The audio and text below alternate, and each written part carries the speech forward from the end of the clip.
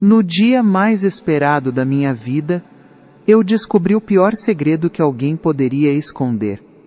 A cerimônia, o vestido, os convidados, tudo estava perfeito. Até uma mensagem anônima mudar tudo. Naquele instante, o amor acabou, e algo dentro de mim despertou. Eu não sabia, mas o que começou como uma traição se tornaria o início de uma vingança. Eu sempre imaginei que o dia do meu casamento seria o mais bonito da minha vida. Aquele momento em que tudo se alinha, o amor, o vestido, a música, o olhar do homem que você escolheu para passar o resto dos seus dias. Mas ninguém me disse que o mesmo altar que celebra o amor pode ser também o palco perfeito da vingança. Meu nome é Laura Menezes, tenho 28 anos, e até aquele sábado de outubro eu acreditava fielmente no amor. Passei os últimos meses planejando cada detalhe daquele casamento, do tom exato das flores ao tipo de guardanapo que combinava com o menu. Era obsessivo, eu admito, mas era o meu sonho. E ele, Rafael, o noivo, parecia ser tudo o que eu sempre quis, atencioso, engraçado, seguro de si, um homem que parecia incapaz de trair.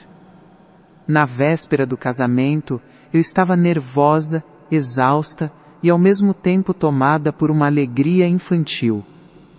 Aquela sensação de que, depois de tanta luta, o universo finalmente estava conspirando a meu favor.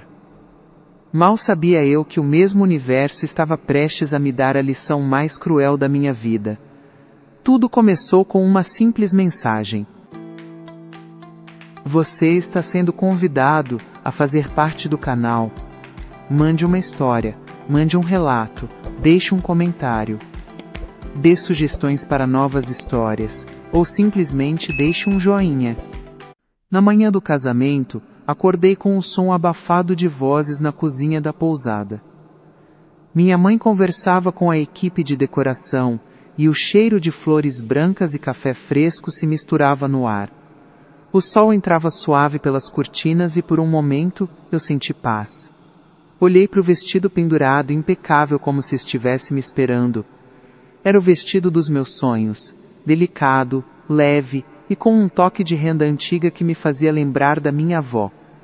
Peguei o celular para mandar uma mensagem para o Rafael, só para dizer que eu o amava e que mal podia esperar para vê-lo no altar. Mas, quando abri a bolsa, o meu coração gelou. Ali, entre a nécessaire e o batom, estava um celular que não era o meu. O celular do Rafael. Ele devia ter esquecido comigo na noite anterior quando passou aqui rapidinho para deixar uns documentos do cartório. Sorri sozinha pensando em como ele era distraído, até perceber que a tela se acendeu sozinha. Uma notificação piscou. Um nome que eu nunca tinha visto antes. Clara.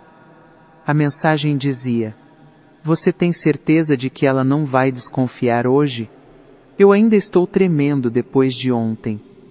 Por um segundo, achei que meu coração fosse parar. O mundo ficou mudo. O barulho das vozes lá fora se apagou. E o que restou foi só o som do meu próprio sangue martelando dentro dos ouvidos. Eu não queria acreditar. Talvez fosse um mal-entendido, uma amiga, uma brincadeira. Mas a mente, quando suspeita, não precisa de provas. Ela cria as próprias. Desbloquear o celular dele foi fácil demais. A senha era o dia em que nos conhecemos. 28 de agosto. Irônico, não? Abri as conversas e o que vi me tirou o chão. Mensagens carinhosas, áudios sussurrados, promessas que ele dizia para mim, copiadas palavra por palavra para ela. Fotos. Algumas íntimas demais para deixar dúvidas. E uma gravação de voz que eu juro que nunca mais vou esquecer. Você sabe que se eu pudesse, era com você que eu casava amanhã. Mas é só questão de tempo, depois do casamento tudo muda. Eu parei ali. Meus olhos começaram a arder e um gosto metálico subiu pela garganta. Aquele tipo de dor que não grita, sufoca.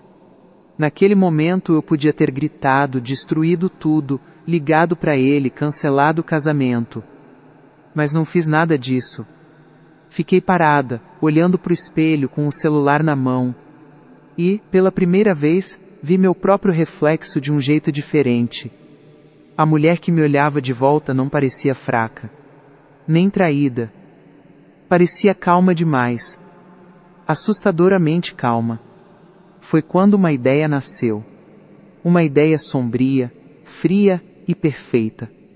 Se ele queria fingir, eu fingiria melhor.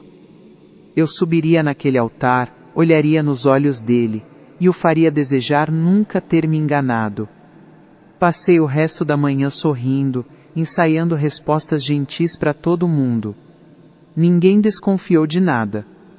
Enquanto me maquiavam, eu sentia as mãos firmes, o olhar fixo. Por dentro, o caos. Mas por fora, serenidade absoluta. Minha madrinha Fernanda me olhou pelo espelho e disse: "Você tá linda, Laura, tá radiante." E eu respondi com um meio sorriso: "Eu sei, hoje vai ser inesquecível." E realmente foi. Mas não pelos motivos que todos imaginavam. Pouco antes de sair, voltei a olhar o celular de Rafael. E foi ali que encontrei o que faltava, o segredo final. Um arquivo de voz enviado poucas horas antes com o nome de Plano B. Toquei play. "Clara, fica tranquila, depois da cerimônia a gente dá um jeito. Ela vai viajar para a lua de mel sozinha e bom, você sabe o resto." A voz dele tinha um tom leve, quase debochado. Como se tudo fosse um jogo. Aquela frase me feriu mais do que todas as outras.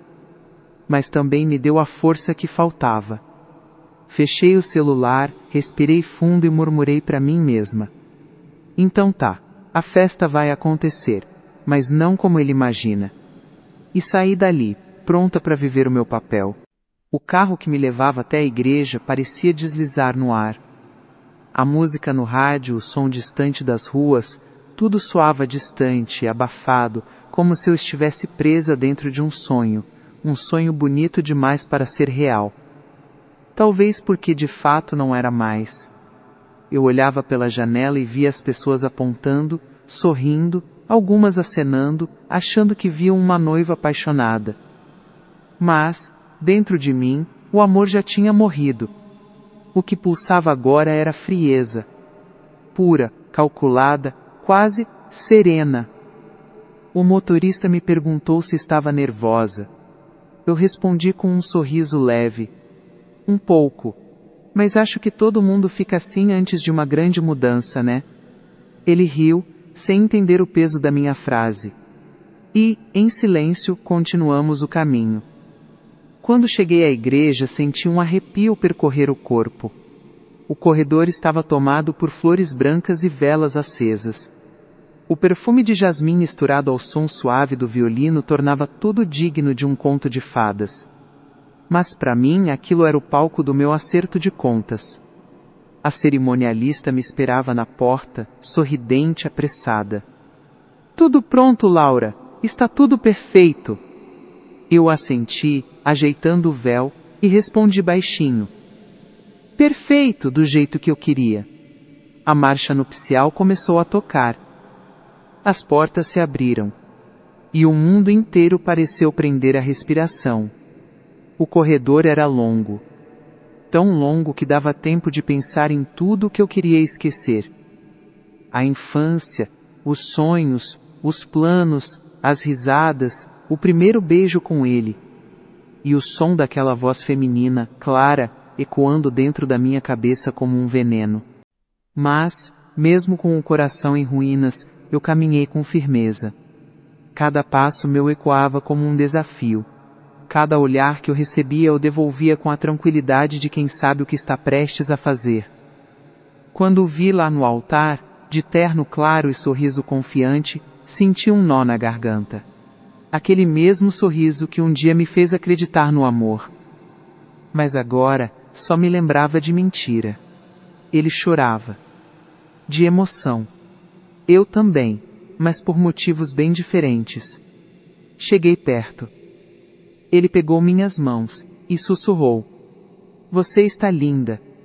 Respondi com um tom suave, quase doce: "E você está ótimo em fingir." Ele riu, achando que era brincadeira. Eu também ri.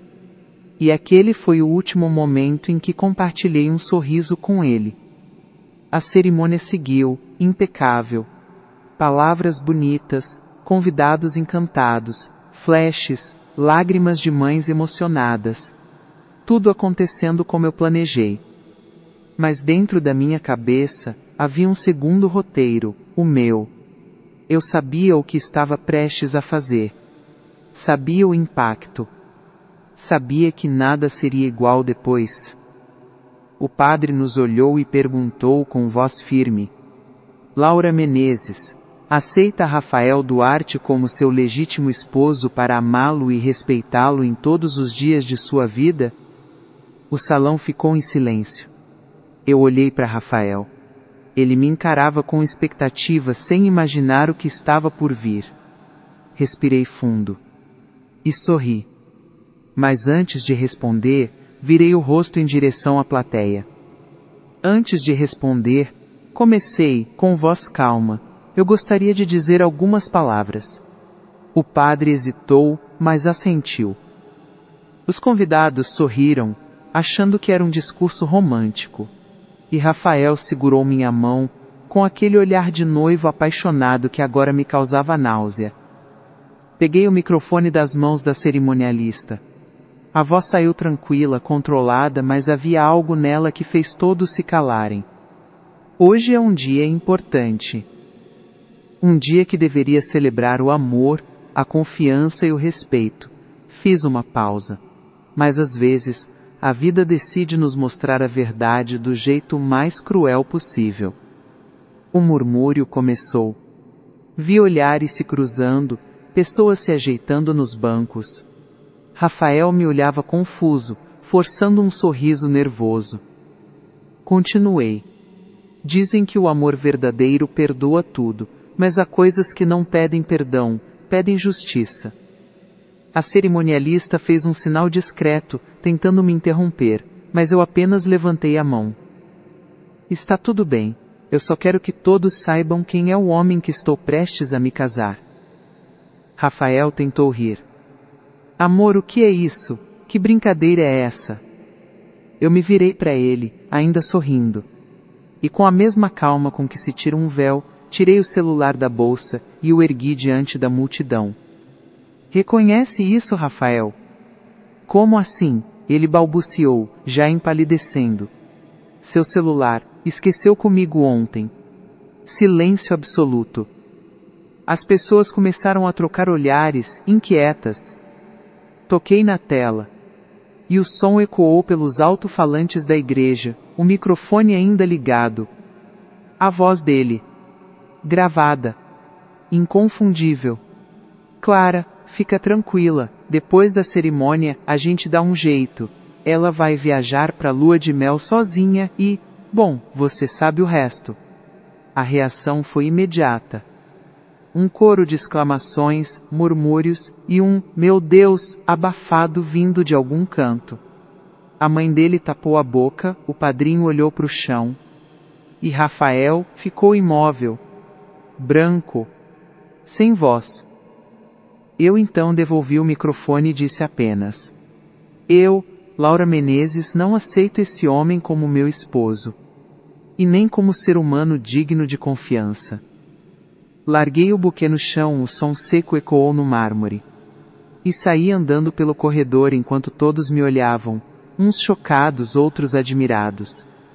Atrás de mim a marcha nupcial ainda tocava, ironicamente linda.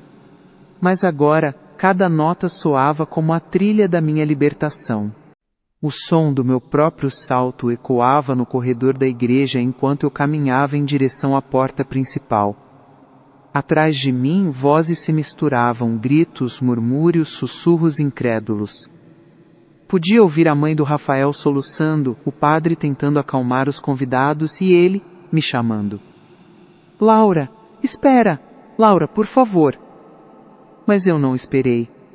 Nem olhei para trás. Aquele nome que até algumas horas antes soava como música agora me dava enjoo.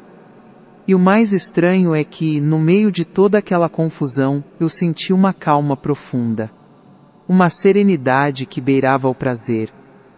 Quando empurrei as portas da igreja e senti o vento frio bater no rosto, soube que de alguma forma eu estava livre. Mas a vingança ainda não estava completa. Aquele momento, a humilhação pública, foi só o começo. Fiquei parada ali fora, respirando fundo, tentando processar tudo. Os fotógrafos ainda tentavam entender o que tinha acabado de acontecer. Um deles, sem querer, tirou uma foto minha naquele instante, o véu balançando com o vento, os olhos marejados e firmes. Anos depois, essa foto circularia pela internet com manchetes como "A noiva que disse não", mas naquele momento eu só queria desaparecer. Meu irmão apareceu correndo, desesperado. "Laura, o que foi isso? Você tá bem?" Olhei para ele e apenas respondi: "Tô ótima. Melhor do que nunca."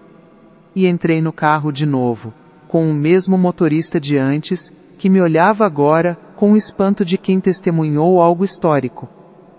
"Para onde, dona Laura?" perguntou hesitante. "Pro salão da festa", disse firme. "Ainda tem um papel para encerrar." Ele me olhou pelo retrovisor, confuso, mas obedeceu. O salão já estava preparado. Mesas postas, bolo imenso, champanhes gelando. Tudo pronto para comemorar um amor que nunca existiu. Quando entrei, os funcionários me olharam assustados. Alguns já sabiam o que tinha acontecido. Eu caminhei devagar até o centro do salão, observando cada detalhe que eu havia planejado com tanto cuidado. Aquela era minha obra. E, de certa forma, eu ainda era a protagonista, só que de outro tipo de história. Peguei o microfone do palco e com voz calma pedi que todos se aproximassem. "Pessoal, o casamento foi cancelado, mas a festa vai acontecer", disse com um meio sorriso. "Só que agora é uma celebração diferente, um brinde à verdade." O silêncio se espalhou. Alguns convidados riram achando que eu estava tentando amenizar. Outros apenas me olhavam, admirados, como se não acreditassem que alguém pudesse ser tão firme depois de um golpe daqueles. Pouco tempo depois, Rafael chegou. O terno amarrotado, o olhar desesperado, suando como se tivesse acabado de correr uma maratona. Veio direto até mim. "Laura, por favor, me escuta. Eu posso explicar." Eu respirei fundo. "Claro", disse. "Vai em frente, explica, mas lembra que agora tem plateia." Ele olhou ao redor, desconfortável. Eu ia terminar com ela, juro, era coisa do passado. "Do passado", o interrompi. "Ontem à noite você disse que casaria com ela se pudesse. Isso é o seu passado recente, Rafael?" Ele ficou em silêncio. As pessoas que antes fingiam não escutar, agora prestavam atenção em cada palavra. Continuei. "Você me traiu, me enganou e ainda teve coragem de planejar a minha humilhação. Mas o destino é irônico, né? Você planejou uma lua de mel sem mim, e eu planejei o seu próprio inferno." Ele franziu o senho. "O que você quer dizer com isso?" Só ri, e nesse momento DJ, que era um amigo de infância meu, e já sabia parte do que estava acontecendo, deu o play na música que combinamos. Uma trilha suave, elegante, tocando de fundo. "Lembra da Clara?" perguntei, olhando fixamente para ele. Ele engoliu seco. "O que tem ela?" Ela também foi convidada. E no instante seguinte, as portas do salão se abriram. Clara entrou. Linda, vestida de preto, com um olhar entre arrependido e envergonhado. Alguns convidados começaram a cochichar. Rafael empalideceu. "Laura, o que você fez?" Ela se aproximou devagar. E antes que ele pudesse reagir, eu disse: "Eu não precisei fazer nada, Rafael. Ela veio porque quis. E porque eu a convidei." Clara olhou para mim, visivelmente abalada. Eu Eu não sabia que ele ia casar com você. Ele disse que era um casamento de fachada, que vocês não se amavam de verdade. Eu assenti, sem emoção. Eu imagino, ele é bom nisso, em fazer as pessoas acreditarem nas histórias dele. Rafael, desesperado, tentou se justificar. Eu te amo, Laura. Foi um erro. Eu estava confuso. Não, Rafael, interrompi. O amor não confunde. O amor escolhe. E você escolheu mentir. Peguei uma taça de champanhe, ergui no ar e disse, firme: um brinde ao homem que me ensinou a nunca mais me enganar. E virando-me para Clara. E um brinde à mulher que me mostrou quem ele realmente era. A partir de hoje, continuei, eu deixo de ser a noiva traída e passo a ser a mulher que se libertou de um fardo. E sabe que é o melhor, Rafael? Ele não respondeu. Então eu mesma concluí. Tudo que era seu, agora é meu. Ele arregalou os olhos. Como assim? O apartamento, o carro, a empresa que você registrou no meu nome para fugir de impostos. Lembra? Falei, sem alterar o tom de voz. Tudo, cada centavo. Eu tinha descoberto tudo, e já havia falado com um advogado naquela manhã. O silêncio que se seguiu foi absoluto. Ele estava destruído. Clara, em choque. E eu, serena. Olhei em volta, respirei fundo e finalizei. A vingança não é destruir o outro, Rafael. É reconstruir a si mesma assistindo o outro ruir. Deixo você com o peso da sua própria consciência e com a vergonha que você mesmo construiu. Deixei a taça sobre a mesa e caminhei até a saída. Dessa vez, não havia lágrimas. Nem dor. Só um vazio bonito, o tipo de silêncio que só vem depois da libertação. Do lado de fora, o sol começava a se pôr. As flores da decoração balançavam com o vento, e pela primeira vez em muito tempo, eu sorri de verdade. Não pelo que perdi, mas pelo que ganhei. Ganhei a mim mesma. E naquele instante, percebi. Às vezes, o altar não é o fim de um conto de fadas, é o começo de uma história de renascimento.